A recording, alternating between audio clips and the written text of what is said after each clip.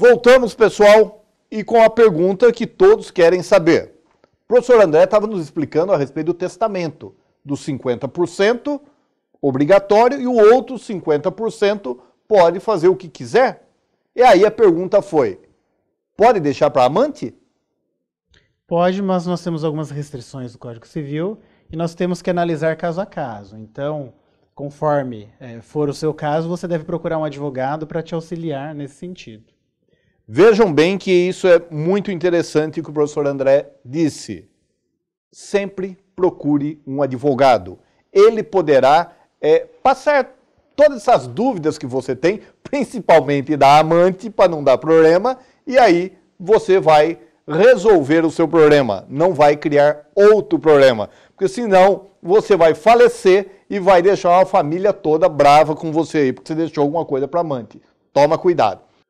Professor André, em relação ao companheiro, ele tem direito?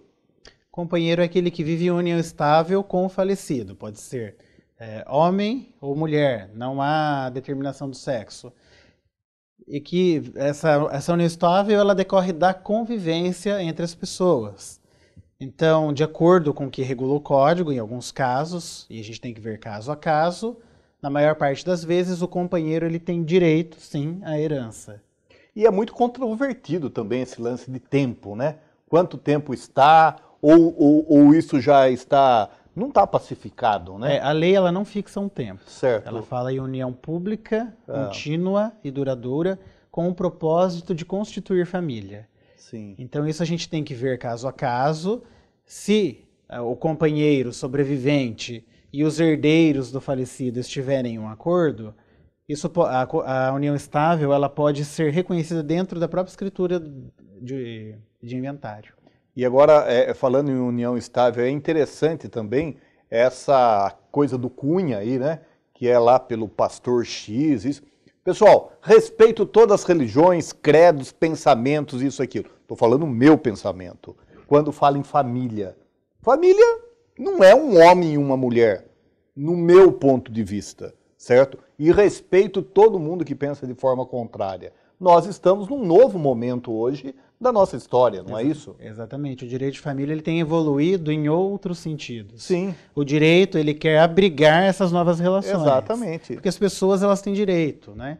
E é um direito fundamental a pessoa se relacionar com quem ela queira. Não, e veja que eu acho interessante é que nós estamos numa evolução, no meu ponto de vista, que você vê esse Papa, que é carismático, todo mundo gosta, independente da religião.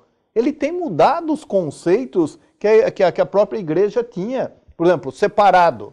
Separado não poderia frequentar a igreja, tinha alguma coisa, né? Não podia comungar. Não podia comungar. Aliás, podia. Os casais em nova união é que não podiam comungar. Exato. Você vê bem que ele tem uma nova visão. Isso eu acho de grande importância na evolução que nós temos. E o direito é uma constante evolução. É um momento histórico, é o momento da história que nós estamos passando. Mas uma pergunta, voltando aqui, quando nós estamos falando aí do inventário extrajudicial. Tem a mesma validade que o judicial? A mesma validade, os mesmos efeitos, e todos aqueles que pegam na mão o inventário extrajudicial, eles devem cumprir aquilo que está escrito.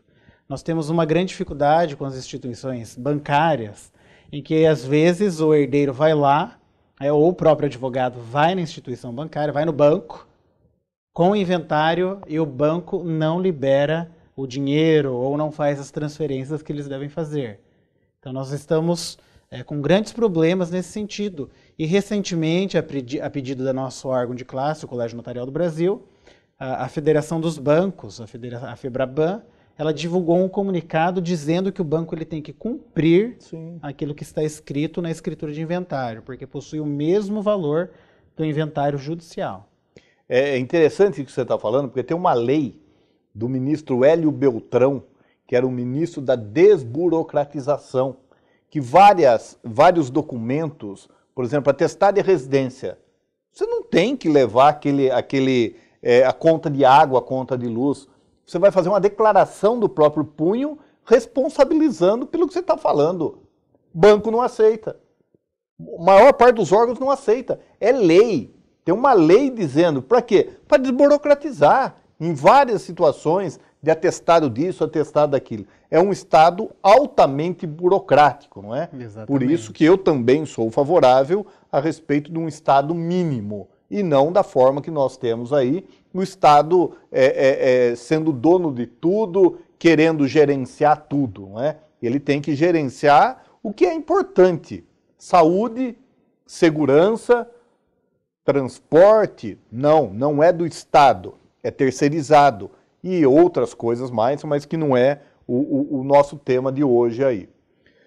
Muito bem, professor André. Para as suas considerações finais. Eu gostaria de agradecer ao professor Wagner pelo convite, à TV do Vale, e deixar o nosso e-mail, né, quem quiser ou tiver algumas dúvidas, pode mandar um e-mail do nosso programa. Ótimo. Que nós vamos respondendo na medida do possível, e que você, quando precisar, você procure um cartório de notas para fazer o seu inventário.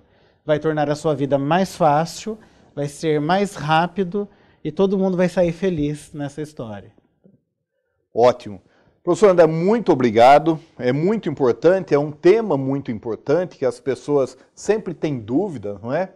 E você que está nos ouvindo, você participe. Nós temos o e-mail direito e cidadania @dovaletv.com.br. Anote esse e-mail, não só para as dúvidas desse momento. Por quê? O professor André falou alguma coisa, você tem dúvida?